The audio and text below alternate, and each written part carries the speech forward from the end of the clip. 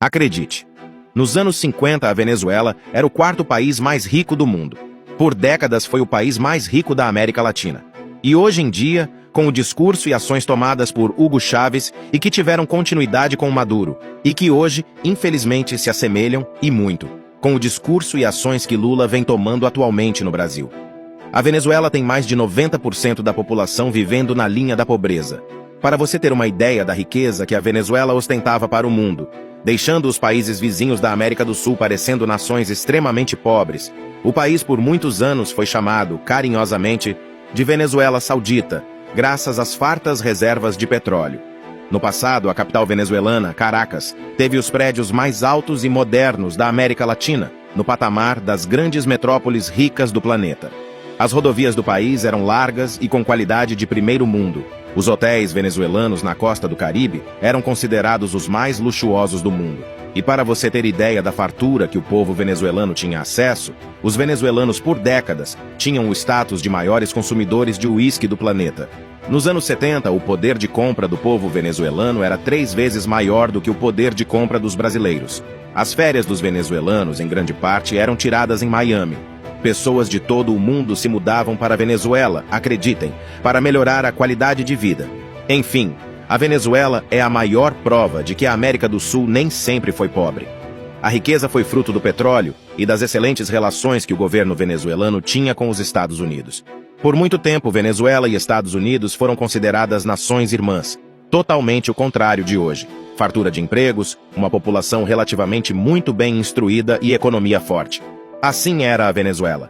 O dinheiro entrava e circulava no país porque a produção do petróleo retirado das reservas venezuelanas era realizada por grandes empresas privadas internacionais. O divisor de águas da fartura para o fracasso teve início quando o governo expulsou as grandes empresas internacionais e estatizou a produção de petróleo. O velho lema que a esquerda adora, tudo pelo Estado e para o Estado, se tornou onipresente na nação. O dinheiro passou a entrar em grande quantidade para o governo, e aí que a corrupção se tornou gigante. Os petrodólares, que antes saíam da iniciativa privada e voltavam a circular entre o povo venezuelano, começaram a ficar estagnados no Estado. Promessas de melhorias, discursos populistas, a velha narrativa de que o inimigo era os Estados Unidos e o velho e destruidor corporativismo. O governo começou a favorecer empresas privadas da Venezuela através de negociações corruptas. Curiosamente, no mesmo contexto das que ocorreram durante anos nos governos Lula e Dilma, e estão voltando a ocorrer entre Odebrecht e PT no Brasil. Então chegou Hugo Chávez implantando de vez o chavismo.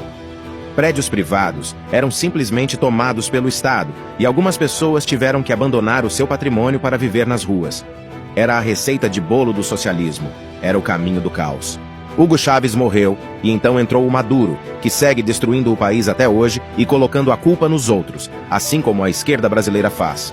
Atualmente a moeda na Venezuela não vale praticamente nada. A violência é assustadora, fazendo com que a Venezuela atualmente seja um dos países mais violentos do mundo, com 3 vezes mais homicídios que o Brasil. Faltam remédios, faltam bens básicos, podendo-se citar o exemplo da falta de papel higiênico. A educação tem péssima qualidade, aumentando consideravelmente o índice de analfabetismo, ano a ano. E a fome assola o país. Para se ter uma ideia da gravidade da situação, um estudo realizado em 2020 concluiu que no ano anterior, o povo venezuelano havia perdido, em média, 11 quilos por pessoa. É o caos instaurado e sem previsão para encerrar. Segue o discurso populista de Maduro, que tem o judiciário e praticamente todas as instâncias do poder nas próprias mãos, se reelegendo eleição após eleição em eleições extremamente suspeitas. Veja só, mais uma coincidência com a atual realidade brasileira. E para vangloriar um dos responsáveis pela miséria e destruição do país, o Maduro, Lula ainda traz o ditador fantasiado de democrata para o Brasil para os orgasmos da ala esquerdista brasileira. Vale lembrar da dívida que a Venezuela tem com o Brasil. Empréstimos realizados durante os governos Lula e Dilma, que jamais serão pagos. O meu e o seu dinheiro sendo utilizado para manter ditaduras socialistas travestidas de democracia. Resta acompanhar para ver se a receita de bolo socialista continuará sendo seguida no Brasil, como Lula vem fazendo em 2023. Se continuar, resta lamentarmos pelo futuro não só nosso, mas também dos nossos filhos e netos.